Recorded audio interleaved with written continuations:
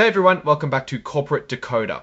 Today we're diving into a report that involves some votes, so hopefully it won't be as exciting as watching paint dry. We're checking out a filing from Olo Inc, and it is a report about what happened at their yearly meeting where shareholders voted. Let's get into it. Before we get started, if you're into getting clear insights from corporate documents, please subscribe. Also, join our Discord community. The link is in the description below. Olo held their yearly meeting for stockholders back in June of 2025. Basically, this meeting is where the owners of the company, the stockholders, get together and vote on important things about the company. Almost all the shares were represented there, about 93%, which means they had enough people to make decisions. The big thing they voted on was who gets to be on the board of directors. The board is like the boss of the company making big decisions. They voted to keep Noah Glass, David Cancel, and Linda Rottenberg on the board until 2028. Looking at the votes, Noah Glass got about 559 million votes in favour and 8 million votes to withhold. David Cancel got 496 million votes for him and about 71 million votes to withhold.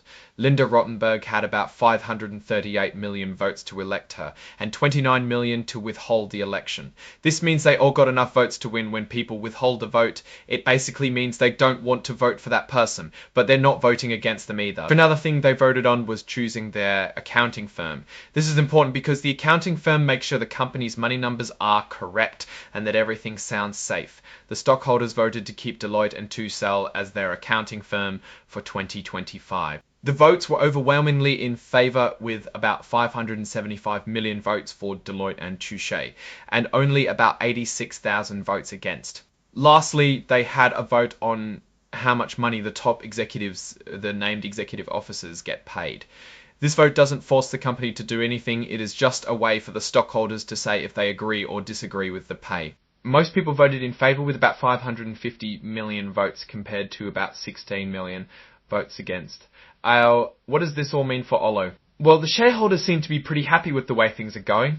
Since they re-elected the board members, they ratified the company's choice of accounting firm and even gave the thumbs up in an advisory way to the executive pay packages. One thing that sticks out is actually that the vote on executive pay is non-binding, meaning it doesn't actually force the company to change anything if people express their unhappiness. Also, even though there were no big surprises in this report, it is still a good idea for anyone thinking about joining the company, purchasing stock, doing business related to the company, to read it, as it gives you a sense of the current mood of the business.